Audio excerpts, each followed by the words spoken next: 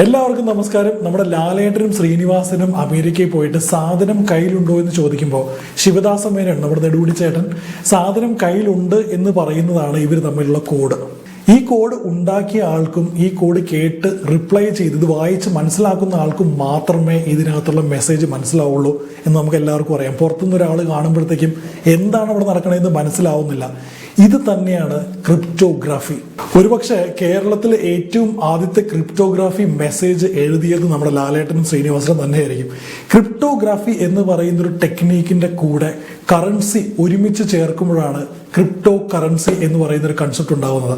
അപ്പൊ എല്ലാവർക്കും വീണ്ടും നമസ്കാരം. എൻ്റെ പേര് തോമസ് എന്നാണ്. നമ്മളിവിടെ സംസാരിക്കാൻ പോകുന്നത് ബിറ്റ് കോയിനെ കുറിച്ചാണ്, ക്രിപ്റ്റോ കറൻസിനെ കുറിച്ചാണ്, ക്രിപ്റ്റോ കറൻസിയുടെ പുതിയ ബില്ലിനെ കുറിച്ചാണ്. ക്രിപ്റ്റോ കറൻസി ലീഗലാണോ, ബിറ്റ് കോയിൻ ഇന്ത്യയിൽ ലീഗലാണോ എന്ന് വേണ്ട എല്ലാ കാര്യങ്ങളാണ് നമ്മൾ ഇന്ന് ഇവിടെ ഈ വീഡിയോയിൽ സംസാരിക്കാൻ പോകുന്നത്. അപ്പൊ എല്ലാവരും ഇതിനകത്ത് സബ്സ്ക്രൈബ് ചെയ്യാൻ മറക്കരുത്, കമന്റ് ചെയ്യുക, ലൈക്ക് ചെയ്യുക, നിങ്ങളുടെ തോട്ട് പ്രോസസ് ഈ കണ്ടന്റിനെ കുറിച്ച് എന്തായാലും താഴെ കമന്റ് ബോക്സിൽ ഷെയർ ചെയ്യുക.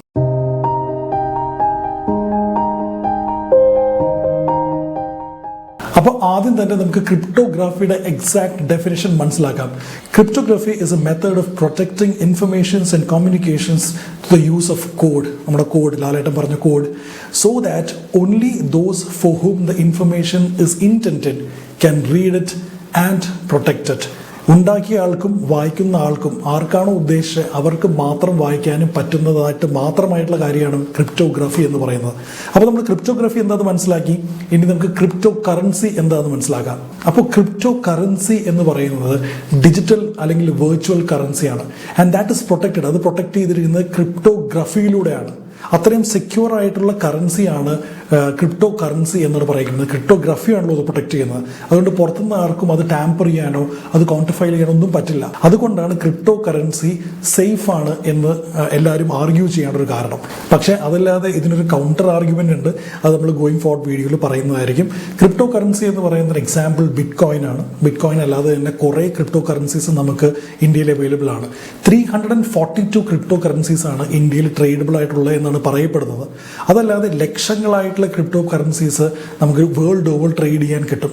ചൈന, ജപ്പാൻ, US എന്നുള്ള രാജ്യങ്ങളിൽ ക്രിപ്റ്റോ കറൻസീസ് ഇപ്പോഴും ഡെവലപ്പ് ആയിക്കൊണ്ടിരിക്കുക എന്നാണ് പറയപ്പെടുന്നത്. അപ്പൊ നമുക്ക് ക്രിപ്റ്റോഗ്രാഫി എന്താണെന്ന് മനസ്സിലായി, ക്രിപ്റ്റോ കറൻസി എന്താണെന്ന് മനസ്സിലായി. ഇനി നമുക്ക് ബ്ലോക്ക് ചെയിൻ എന്താണെന്ന് മനസ്സിലാക്കാം. അപ്പൊ ബ്ലോക്ക് ചെയിൻ എന്താണെന്ന് മനസ്സിലാക്കാനൊക്കെ തൊട്ട് മുമ്പ് നമുക്കൊരു ട്രെയിൻ ഇമാജിൻ ചെയ്യാം. അപ്പൊ ട്രെയിനിൽ കുറെ കമ്പാർട്ട്മെന്റ്സ് ഉണ്ടല്ലേ. ആദ്യത്തെ കമ്പാർട്ട്മെന്റ്, രണ്ടാമത്തെ കമ്പാർട്ട്മെന്റ്, മൂന്നാമത്തെ കമ്പാർട്ട്മെന്റ്, കുറെ കമ്പാർട്ട്മെന്റ്സ് ഉണ്ട്. അപ്പൊ എല്ലാ കമ്പാർട്ട്മെന്റ്സും കണക്റ്റഡ് ആണ് ഒന്നിനോടൊന്ന് വെച്ച്. അപ്പോൾ ആദ്യത്തെ കമ്പാർട്ട്മെന്റിൽ കുറേ ആൾക്കാർ കയറുമ്പോഴത്തേക്കും, ഒരു 60 പേര് കയറുമ്പോഴത്തേക്കും ആ കമ്പാർട്ട്മെന്റ് ഫുൾ ആവും. അത് കഴിഞ്ഞുള്ള എല്ലാ ആൾക്കാരും കയറുന്ന ഏതാണ്, രണ്ടാമത്തെ കമ്പാർട്ട്മെന്റിലേക്കാണ്. അവിടെയും 60 പേര് കയറി കഴിയുമ്പോൾ ആ കമ്പാർട്ട്മെന്റ് ഫുൾ ആവും. 60 പേരാണ് കപ്പാസിറ്റി എന്ന് നമുക്ക് വിചാരിക്കാം. അത് ഫുള്ളായി കഴിയുമ്പോൾ മൂന്നാമത്തെ കമ്പാർട്ട്മെന്റിൽ കയറും. ഇങ്ങനെയാണല്ലോ ഒരു ട്രെയിൻ വർക്ക് ചെയ്യണത്.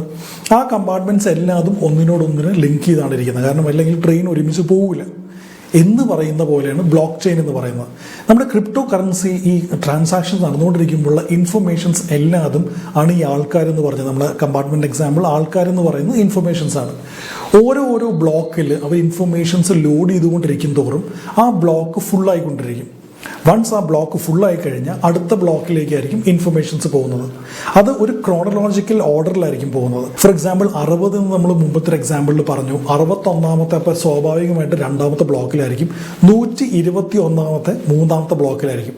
അപ്പോൾ ഇതിൽ ഏതെങ്കിലും ഒരു ബ്ലോക്ക് അവിടെ നിന്ന് എടുത്ത് മാറ്റുകയാണെങ്കിൽ അല്ലെങ്കിൽ ടാമ്പർ ചെയ്യുകയാണെങ്കിൽ പെട്ടെന്ന് നമുക്ക് മനസ്സിലാക്കാൻ പറ്റും എന്തോ ഒരു ടാമ്പർമെന്റ് ആയിട്ട് നടന്നിട്ടുണ്ടെന്ന്. അതുകൊണ്ടാണ് ബ്ലോക്ക് ചെയിൻ ഇതിനെ വിളിക്കുന്നത്. എല്ലാ ബ്ലോക്കുകളും ഒരുമിച്ച് ചേഞ്ച് ട്രെയിൻ കമ്പാർട്ട്മെന്റ്സ് കണക്ട് ചെയ്തിരിക്കുന്ന പോലെ തന്നെ എല്ലാ ബ്ലോക്കുകളും ചെയിൻഡ് ആണ് പരസ്പരം. അതുകൊണ്ടാണ് അതിനകത്തുള്ള ഇൻഫർമേഷൻ സെക്യൂർ ആണ്. എന്തെങ്കിലും ഒരു ബ്ലോക്ക് നമുക്ക് ടാമ്പർ ചെയ്യുക അല്ലെങ്കിൽ ഫ്രോഡുലന്റ് ആയിട്ട് എന്തെങ്കിലും മാറ്റിമറിക്കുകയോ ചെയ്തു കഴിഞ്ഞാൽ പെട്ടെന്ന് അതിനകത്ത് കാര്യങ്ങൾ മനസ്സിലാക്കാൻ പറ്റുമെന്ന് ആർഗ്യുബിളി പറയുന്നതും അതുകൊണ്ടാണ്. അപ്പോൾ ഇതാണ് നമുക്ക് ബ്ലോക്ക് ചെയിൻ എന്ന് പറയുന്നത്. അപ്പോൾ ബ്ലോക്ക് ചെയിൻ എന്ന് പറയുന്നത് ഡേറ്റ സ്റ്റോർ ചെയ്യാൻ യൂസ് ചെയ്യുന്ന ഒരു വെർച്വൽ ബ്ലോക്കാണ്. ഓരോ പുതിയ ഡേറ്റ വരും തോറും ആ ബ്ലോക്ക് ഫില്ലായിക്കൊണ്ടിരിക്കും. ആ ബ്ലോക്ക് ഫില്ലായിക്കൊണ്ടിരിക്കും തോറും അടുത്ത പുതിയ ബ്ലോക്സിലേക്കായിരിക്കും ഡേറ്റ പോയിക്കൊണ്ടിരിക്കുന്നത്. ഈ ബ്ലോക്സ് എല്ലാതും ചെയിൻഡ് ആണ്, ഒരുമിച്ച് കണക്റ്റഡ് ആണ്. നമ്മൾ കമ്പാർട്ട്മെന്റ് എക്സാമ്പിൾ പറഞ്ഞ പോലെ. അപ്പൊ അങ്ങനെയാണ് ബ്ലോക്ക് ചെയിൻ വർക്ക് ചെയ്യുന്നത്. അപ്പൊ ബ്ലോക്ക് ചെയിൻ എന്നുള്ള കൺസെപ്റ്റിന്റെ വേറൊരു പ്രത്യേകത എന്ന് വെച്ചാൽ ഇത് ഡീസെൻട്രലൈസ്ഡ് ആണ്. സെൻട്രലി ഒരു RBI അല്ലെങ്കിൽ US ഫെഡറലോ അങ്ങനെ ആരും ഈ ബ്ലോക്ക് ചെയിനിനെ കൺട്രോൾ ചെയ്യുന്നില്ല. ഇതെല്ലാം ഡീസെൻട്രലൈസ്ഡ് ആണ്. അതുകൊണ്ട് ഒരു വ്യക്തിക്ക് ഇതിന്റെ മുകളിലുള്ള കൺട്രോൾ എന്ന് പറയുന്നത് ഇല്ല എന്ന് തന്നെ പറയാം. പക്ഷെ അതിന്റെ കൂട്ടത്തിൽ തന്നെ ഒരു ഇൻഫർമേഷൻ അതിനകത്ത് ലോഡ് ചെയ്ത് കഴിഞ്ഞാൽ ആ ഇൻഫർമേഷൻ റെക്ടിഫൈ ചെയ്യാനോ കറക്റ്റ് ചെയ്യാനോ ആർക്കും തന്നെ പറ്റില്ല. അതാണ് ബ്ലോക്ക് ചെയിനിന്റെ സ്പെഷ്യാലിറ്റി. അപ്പൊ നമുക്ക് ക്രിപ്റ്റോ കറൻസി എന്താണെന്ന് മനസ്സിലാക്കാൻ സാധിച്ചു, ക്രിപ്റ്റോഗ്രഫി എന്താണെന്ന് മനസ്സിലാക്കാൻ സാധിച്ചു, ബ്ലോക്ക് ചെയിൻ എന്താണെന്ന് മനസ്സിലാക്കാൻ സാധിച്ചു. ഇനി നമ്മൾ ബിറ്റ് കോയിൻ എന്താണെന്ന് മനസ്സിലാക്കാൻ പോവാണ്. അപ്പോൾ ബിറ്റ് കോയിൻ എന്ന് പറയുന്നത് ക്രിപ്റ്റോ കറൻസീസിൽ ഏറ്റവും ഫേമസ് ആയിട്ടൊരു കറൻസിയാണ്. ഇത് കണ്ടുപിടിച്ചത് 2018 ബാങ്ക്സിന് ഇതിനകത്ത് ഒരു ഇന്റർവെൻഷനും ഇല്ല. നമ്മൾ കംപ്ലീറ്റ്ലി വെർച്വൽ ആണ്. എല്ലാം ഡിജിറ്റൽ ട്രാൻസാക്ഷൻസ് മാത്രമേ ബിറ്റ് കോയിനിലുള്ളൂ. പൊതുവെ നമ്മൾ ട്രാൻസാക്ഷൻസ് ചെയ്യുന്നത് എങ്ങനെയാണെന്ന് വെച്ചാൽ, ഇപ്പോൾ ഒരാൾക്ക് വേറൊരാളുടെ പേരിൽ ട്രാൻസാക്ഷൻ എങ്ങനെ ചെയ്യണമെന്ന് വെച്ചാൽ, ആദ്യം ഈ ട്രാൻസാക്ഷൻ ഞാൻ നിങ്ങളുടെ പേരിലേക്ക് ഒരു 100 രൂപ അയക്കുകയാണെന്ന് വിചാരിക്കും. അത് ആദ്യം ചെയ്യുന്നതെന്ന് വെച്ചാൽ എൻ്റെ ബാങ്കിൽ പോയി ആ ബാങ്ക് നിങ്ങളുടെ ബാങ്ക് അക്കൗണ്ട് ചെയ്തെന്ന് ഐഡന്റിഫൈ ചെയ്ത് എൻ്റെ ബാങ്ക് നിങ്ങളുടെ ബാങ്കിലേക്ക് ട്രാൻസ്ഫർ ചെയ്ത് എന്നിട്ടാണ് നിങ്ങൾക്ക് പൈസ കിട്ടുന്നുള്ളൂ. അപ്പൊ 2 ബാങ്ക്സ് ഓൾറെഡി ഇതിനകത്ത് ഇൻവോൾവ് ആണ് ഈ ഒരു ട്രാൻസാക്ഷൻ എന്ന് പറയുമ്പോൾ. പക്ഷെ ഈ പറയുന്ന ബിറ്റ് കോയിനിലൂടെ നടത്തുന്ന ഒരു ട്രാൻസാക്ഷൻ എന്ന് പറയുന്നത് ഇതിന്റെ ഇടയിൽ ഇന്റർമീഡിയറ്റ് ബാങ്ക്സ് ആരുമില്ല. ഞാൻ നിങ്ങൾക്ക് ഒരു അക്കൗണ്ടിലേക്ക് പൈസ ട്രാൻസ്ഫർ ചെയ്യണമെങ്കിൽ നേരിട്ട് നിങ്ങളുടെ വാളറ്റിലേക്ക് അക്കൗണ്ട് വരിക എന്നുള്ള സിസ്റ്റത്തിലാണ് ബിറ്റ് കോയിൻ വർക്ക് ചെയ്യുന്നത്. ഇത് ഇന്ത്യയിൽ ആസ് ഓഫ് നോ ബിറ്റ് കോയിനിൽ പേയ്മെന്റ് കൊടുക്കുക എന്ന് പറയുന്നത് ഇല്ലീഗലാണ്. പക്ഷെ ഇൻവെസ്റ്റ്മെന്റിന്റെ കേസിൽ ഇന്ത്യയിൽ ഇതുവരെ നമ്മളിപ്പോൾ സംസാരിക്കുന്ന സമയം വരെ ബിറ്റ് കോയിനിൽ ഇൻവെസ്റ്റ് ചെയ്യണത് ഇല്ലീഗൽ അല്ല. പേയ്മെന്റ് കൊടുക്കുന്നത് തന്നെ മാത്രമാണ് ഇല്ലീഗൽ. പക്ഷെ നമ്മുടെ ടോൾ ബൂത്തിലും കടകളിലും ഒക്കെ മിഠായി, നമ്മുടെ ചോക്ലേറ്റ് വെച്ച് അവർ ചേഞ്ച് തരാറുണ്ടല്ലോ എന്ന് പറയുന്ന പോലെ, നമ്മളൊരു കാറ് മേടിക്കാൻ പോയിട്ട് ഞാൻ കുറച്ച് ബിറ്റ് കോയിൻ നിങ്ങൾക്ക് തരാം, പൈസ തരാൻ എൻ്റെ കയ്യിലില്ല എന്ന് പറഞ്ഞു കഴിഞ്ഞാൽ അതവിടെ ഇല്ലീഗലാണ് ഇന്ത്യയിൽ. നിലവിൽ ഇപ്പോഴാണ് അത് ഇല്ലീഗലായിട്ടിരിക്കുന്നത്. അപ്പോൾ ഇതുവരെ വളരെ നന്നായി കാര്യങ്ങൾ മനസ്സിലായി എന്ന് വിചാരിക്കുന്നു. ഇനി നമ്മൾ ബിറ്റ് കോയിൻ്റെ എൻറ്റയർ കൺസെപ്റ്റ് നമ്മൾ സ്റ്റോക്ക് മാർക്കറ്റായിട്ട് കമ്പയർ ചെയ്യാൻ പോവാണ്. നമ്മൾ ഈ സെൻസെക്സ് എന്ന് പറയുന്നത് സ്റ്റോക്ക് മാർക്കറ്റിന്റെ സെൻസെക്സ് എന്ന് പറയുന്ന പോലെയാണ് ക്രിപ്റ്റോ എക്സ്ചേഞ്ചസ്. ഇനി ക്രിപ്റ്റോ കറൻസി എന്താണ്? ക്രിപ്റ്റോ കറൻസിനെ നമ്മൾ സ്റ്റോക്ക് മാർക്കറ്റായിട്ട് കമ്പയർ ചെയ്യുമ്പോൾ വേണമെങ്കിൽ സ്റ്റോക്സ് ആയിട്ട് കമ്പയർ ചെയ്യാം. പലതരത്തിലുള്ള സ്റ്റോക്സ് ഇല്ലേ, അതുപോലെ പലതരത്തിലുള്ള ക്രിപ്റ്റോ കറൻസീസ് ഉണ്ട്. ഇനി ബിറ്റ് കോയിൻ എന്താണ്? ഈ പലതരത്തിലുള്ള സ്റ്റോക്സിൽ ഏതാണ് ആ പെർട്ടിക്കുലർ സ്റ്റോക്ക് എന്ന് പറയുന്ന പോലെ, ഇപ്പോൾ റിലയൻസ് അല്ലെങ്കിൽ LNT അല്ലെങ്കിൽ ITC എന്ന് പറയുന്ന പോലെയാണ് ബിറ്റ് കോയിൻ എന്ന് പറയുന്നത്. നിങ്ങൾക്ക് കാര്യം ആ ട്രീ മനസ്സിലായി എന്ന് വിചാരിക്കുന്നു. ആദ്യം ക്രിപ്റ്റോ എക്സ്ചേഞ്ചിനകത്ത് ക്രിപ്റ്റോ കറൻസീസ് ഉണ്ട്, ക്രിപ്റ്റോ കറൻസീസിനകത്ത് ബിറ്റ് കോയിൻ ഉണ്ട്, ഈത്തരമുണ്ട്, കുറെ ക്രിപ്റ്റോ കറൻസീസ് അതുപോലെ ഉണ്ട്. ഇനി നമ്മുടെ ഇന്ത്യൻ ഗവൺമെന്റ് ക്രിപ്റ്റോ കറൻസിക്ക് വേണ്ടി, ഇൻഫാക്ട് ഈ എൻറ്റയർ ബിസിനസിന് വേണ്ടി ഒരു കറൻസി ബില്ല് ഡെവലപ്പ് ചെയ്യുന്നുണ്ട്. അതിന്റെ ഫൈൻ പ്രിന്റ്സ് ഇതുവരെ ആയിട്ടില്ല. പക്ഷെ അതിനകത്ത് പറയപ്പെടുന്നത് private crypto currencies completely Indian government ban ചെയ്യാൻ പോവുക എന്നുള്ളതാണ് പറയുന്നത് ആസ് ഓഫ് നൗ. അത് ഫുൾ കാര്യങ്ങൾ ഇനി വരാൻ പോകുന്നുള്ളൂ. നിർമ്മലാ സീതാരാമൻ ബഡ്ജറ്റിൽ പറഞ്ഞിട്ടേ ഉള്ളൂ.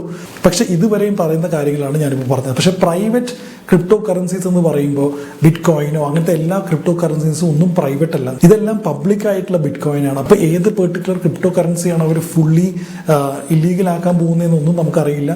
പക്ഷെ ഈ ബില്ല് അത് ഗവൺമെന്റ് വർക്ക് ചെയ്തുകൊണ്ടിരിക്കുന്നുണ്ട്. ഗവൺമെന്റിന് കൂടുതൽ സമയമില്ലാതെ തന്നെ നമ്മുടെ പബ്ലിക്കിന് ആ ഒരു ബില്ല് കംപ്ലീറ്റ്ലി മുമ്പിലേക്ക് കൊണ്ടുവരാൻ പറ്റും. ആ ബില്ലിനകത്ത് പറയുന്നത് ബിറ്റ് കോയിനും അങ്ങനത്തെ എല്ലാ ക്രിപ്റ്റോ കറൻസീസും ഇനി മേലാൽ ക്യാൻസൽ ചെയ്യാൻ പോവാണ്, അത് ഇല്ലീഗൽ ആവാൻ പോവാണെന്ന് പറഞ്ഞാൽ ചിലപ്പോൾ നമ്മൾ ഇതുവരെ എല്ലാവരും ക്രിപ്റ്റോ കറൻസി മേടിച്ചിരിക്കുന്നവരെല്ലാവർക്കും ചിലപ്പോൾ ഒരു ലോസ് വരാനുള്ള ചാൻസ് ഉണ്ട്. ആ ബില്ലിൽ എന്താ പറയുന്നതെന്ന് വളരെ വളരെ അധികം ശ്രദ്ധയോടെ നമ്മൾ കേൾക്കേണ്ടതുമാണ്. ജപ്പാനിലെ ക്രിപ്റ്റോ കറൻസീസിന് വേണ്ടി ഒരു കംപ്ലീറ്റ് എക്സ്ചേഞ്ച് വരെ ഉണ്ട് എന്നാണ് പറയപ്പെടുന്നത്. ഈ മറ്റേ നമ്മുടെ സ്റ്റോക്ക് എക്സ്ചേഞ്ച് പോലെ തന്നെ ക്രിപ്റ്റോ കറൻസിക്ക് ഇൻഡിവിജ്വലി ഒരു എക്സ്ചേഞ്ച് ഉണ്ട്. അത് ജാപ്പനീസ് ഗവൺമെന്റ് അപ്രൂവ് ചെയ്ത ഒരു എക്സ്ചേഞ്ച് ആണ്. ഇനി ഏറ്റവും രസകരമായ ഒരു കാര്യം എന്ന് പറയുന്നത് IPO, സ്റ്റോക്സ് വരുമ്പോൾ IPO വരുന്നില്ലേ, അതുപോലെ ICO ഇനീഷ്യൽ കോയിൻ ഓഫറിംഗ് വരാൻ പോവാണ് ജപ്പാനിൽ എന്നാണ് പറയപ്പെടുന്നത്. IPO പോലെ ഫണ്ട്സ് റേസ് ചെയ്യണമെങ്കിൽ ജപ്പാനിൽ ICO എന്നൊരു കൺസെപ്റ്റ് ഇപ്പൊ തന്നെ ഓൾറെഡി അവർ കൊണ്ടുവരികയാണ്. അതുകൊണ്ട് എല്ലാ കാര്യങ്ങളും ജപ്പാനിൽ ചെയ്തുകൊണ്ടിരിക്കുകയാണ്. At the same time Japanese government crypto കറൻസിക്ക് വേണ്ടി ഒരു കംപ്ലീറ്റ് എക്സ്ചേഞ്ച് തന്നെ ക്രിയേറ്റ് ചെയ്തുകൊണ്ടിരിക്കുകയാണ്. ഇനി ഏറ്റവും അവസാനമായിട്ട് ക്രിപ്റ്റോ കറൻസിയിൽ ഇൻവെസ്റ്റ് ചെയ്യാൻ ബിറ്റ് കോയിൻ അല്ലാതെ വേറെ എന്തൊക്കെ കറൻസീസ് അവൈലബിൾ ആണെന്ന് നോക്കാം. അതിൽ ഏറ്റവും ആദ്യത്തെയാണ് ഏത്തരം, പിന്നെ Litecoin, Binance, Chainlink, EOS, Tether, Basic Attention, Ripple, Stellar Lumen, Matic Network, Tron എന്ന് പറയുന്ന കുറേ crypto currencies already Bitcoin അല്ലാതെ അവൈലബിൾ ആണ്. ഇതെല്ലാം നമുക്ക് പർച്ചേസ് ചെയ്യാൻ കുറേ ആപ്സും വെബ്സൈറ്റ്സും ഒക്കെ ഉണ്ട്. അത് ലീഗലാണോ ഇല്ലീഗലാണോ? As of now purchasing as an investment ലീഗലാണ്. പക്ഷേ ഈ ഗവൺമെന്റ് കൊണ്ടുവരാൻ പോകുന്ന ബില്ലിൽ എന്താണെന്ന് പറയാൻ പറ്റത്തില്ല. അതുകൊണ്ട് കെയർഫുൾ ആയിട്ട് മാത്രം ഇൻവെസ്റ്റ് ചെയ്യാമെന്ന് പറഞ്ഞുകൊണ്ട് നമ്മൾ ഈ വീഡിയോ അവസാനിപ്പിക്കാൻ പോകുകയാണ്. ഈ വീഡിയോ വളരെ വാല്യുബിൾ ആയിട്ട് തോന്നിയെന്ന് ഞാൻ വിശ്വസിക്കുകയാണ്. അപ്പോൾ ഡെഫിനറ്റ്ലി നിങ്ങൾ ചാനൽ സബ്സ്ക്രൈബ് ചെയ്യുക. ഈ വീഡിയോ എങ്ങനെയുണ്ടെന്ന് കമന്റ് ബോക്സിൽ ഇടുക, വീഡിയോ ലൈക്ക് ചെയ്യുക. അപ്പോൾ എല്ലാവർക്കും അടുത്ത ഒരു ഇൻട്രസ്റ്റിംഗ് ആയിട്ടൊരു വീഡിയോ കൊണ്ടുവന്നവരേക്കും ബൈ.